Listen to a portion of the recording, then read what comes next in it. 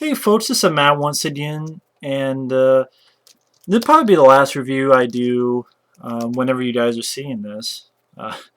But it's a film that, I've talked about this film before, but I highly enjoy this film. It gets a 5.2 on IMDb, which is very... This film deserves more. And this is kind of in the vein of those films like Shocker and that kind of stuff, but for the real quick, like the director Robert Resnikoff, he only directed a film, I think it was a short film before this called The Jogger, and he helped write Collision Course. That's the Pat Morita Jay Leno buddy pick. This is the last film he wrote or directed, and that's bullshit because I love this film very much. And he wrote and directed this film, and that's The First Power. The First Power I love. I really wholeheartedly love this film. I agree with this review. Sleek and spectacular by the LA Times. Lou Diamond Phillips stars. Basically, Lou Diamond Phillips, he's a cop, and there's this killer who... He does this weird ritual. He has this creepy looking mask. I mean, the killer is played by a guy named Jeff Kober, and he is such a creepy guy in this movie. He is such a great villain in this film, and he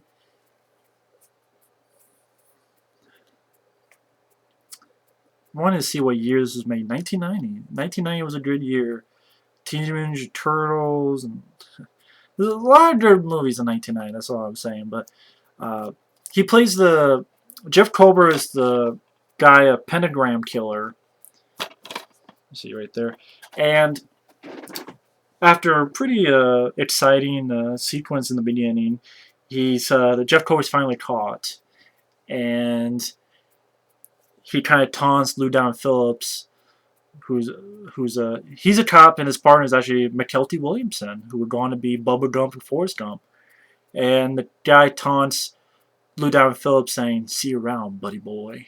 And he's like, "I highly doubt it, So of course, guy gets electrocuted. Actually, I think it's the gas chamber he gets, not electrocuted. He gets killed, he gets the gas chamber. And unfortunately, he doesn't die. And he comes back, and he starts fucking people up. And basically, it's Lou Diamond Phillips, having these weird dreams, wondering what the hell's going on. Like, he walks in, his whole room is covered with fucking blood. He's like, what the hell's going on? Gets some people, then he goes in, there's no one there. Meets this woman, Tracy Griffith, who she's like, I called you, I warned you not to do this and not to kill him and this and that. Now he's come back. And she's kind of a girl who has these sort of psychic visions. And basically, Lou Diamond Phillips is trying to catch this guy who, it's like he's growing stronger, he won't die, it's like he can kind of, does he say possess people in a way?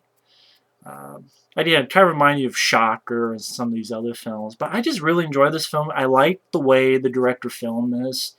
It wasn't the city urban landscape they used. It seemed like, an action film from the 90s, like a Steven Seagal film. Like, it's like you take a Steven Seagal, Van Damme, like early 90s film, only have this with the setting and the way it was shot and filmed, but it's a horror film.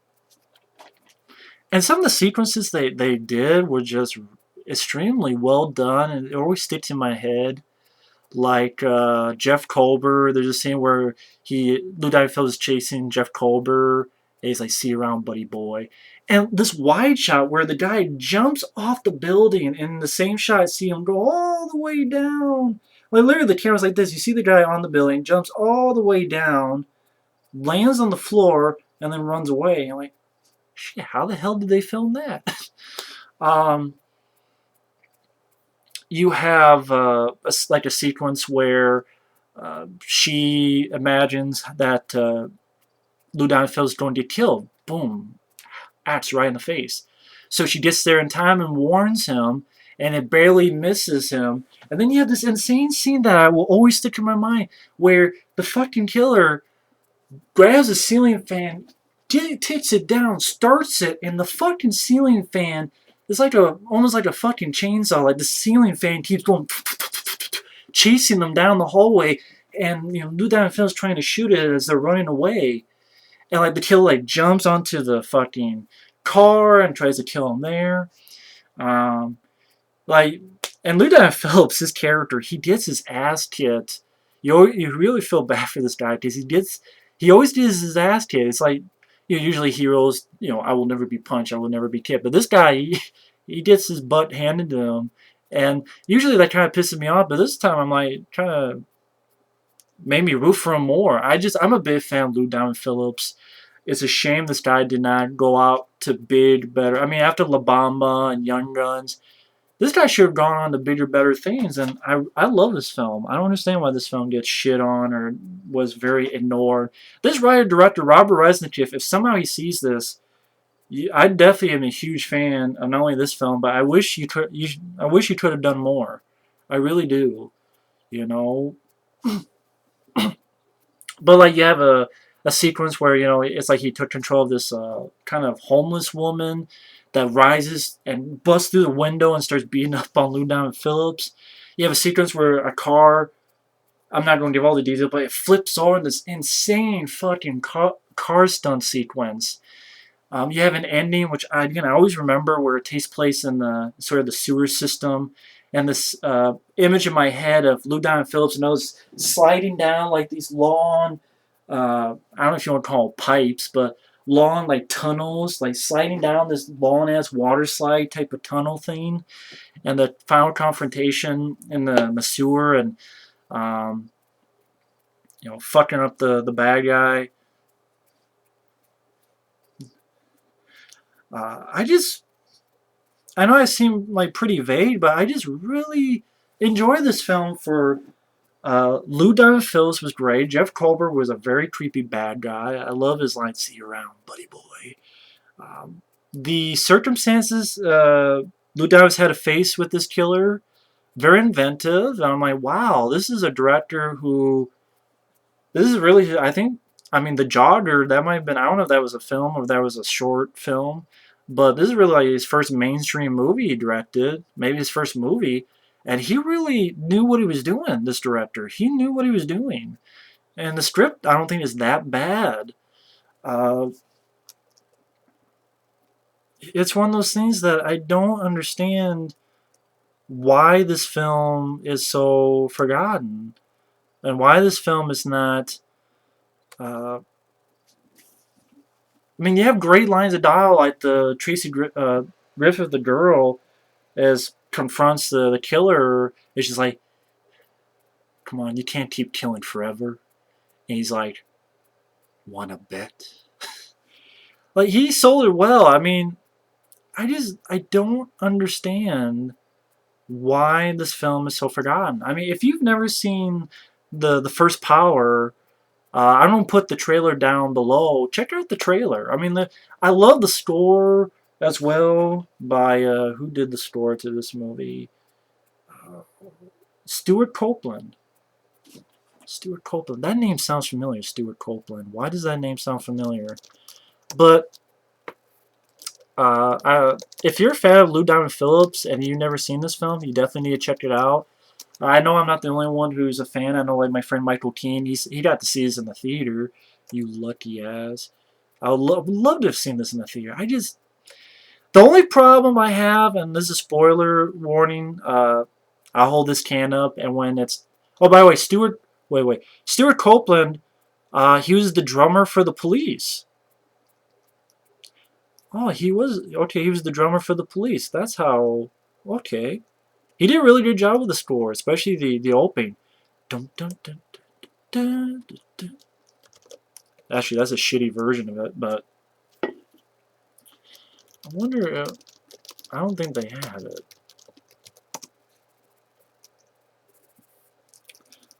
Yeah, of course they don't have it because it's good. But anyway, I just really enjoyed this film. Oh, I guess someone actually uploaded the film on YouTube. But this is one of those films that I don't understand. I've said that now 5 times. But I think it is a really fast-paced, entertaining film that the setting and the way it's filmed sort of brings it, because it's such a crazy idea. The way it's shot and the way it's filmed sort of uh, brings it down to our level, so to speak, so you can better accept the crazy circumstances. Again, the little bits of what you call action scenes or stuff really, uh, it's well filmed. You know, like you have a scene where, another example, you have a scene where uh, Lou Diamond Phillips is in church and he thinks he's talking to the priest in confessional booth. And then all of a sudden, you know, hey, buddy boy, he turns and it's him, and a fucking knife just comes through, barely misses him, and he's trying to get the guy, and the guy like jumps super high and goes right through the damn window. And the way it's filmed is just really well done, and uh, what can I say? I love Lou Diamond Phillips. I love the physical going on, so to speak. You get explosion at the end. Now that sounds really silly. Explosion. Um, you can watch the film. You find out where the explosion comes from. But I don't understand why this film is so forgotten. This film should not be that forgotten. I really enjoy the film, but I know I've talked about it for 11 minutes. Uh, Check the film out. Check the trailer out for the film. The trailer's down below. And what more can I say? If Robert Resnikoff, if somehow he sees this man. Oh yeah, I was getting to the one thing that I didn't like. So, spoiler word. The one thing I didn't like was the way the film ended, because it ended on, I don't know if it was sequel bait or not, because it's okay. Lou Diamond Phillips gets the Jeff Kober, but you think everything's all right, and then Lou Diamond Phillips is asleep, but then she has this vision that Lou Diamond Phillips comes up and kills her. Then she snaps out of it and looks at Lou Diamond Phillips, and then she hears his words of Jeff Kober saying, "See you around, buddy boy." So it's almost like they have sequel bait. Now, I don't call it a downbeat ending because she's had visions before, and they haven't always come true. Like, there's been a way to change them. Like, there's the vision where Lou Diamond got killed with an axe in the face, and that was changed. So this is another instance where it could be changed. But it's like almost like they set up a sequel, and unfortunately we're never going to get it. So, but anyway, enough spoil. That's the only thing that I didn't like about it. But other than that, love the film very much. Robert Resnikoff, if somehow you see this, really love the film. The First Power, I think. Um, Very entertaining movie. Lou Diamond Phillips is kick-ass. Jeff Kober has this really creepy looking mask. I mean, see the trailer or see the movie for yourself. That really creepy looking mask that you see at the beginning, like the scene with the ceiling fan bit. I really love this film. Really check it out. Uh, the First Power. If you've never seen this film, it's definitely worth a look. So, thanks for watching. Take care, and we'll see you later for another review. Bye-bye.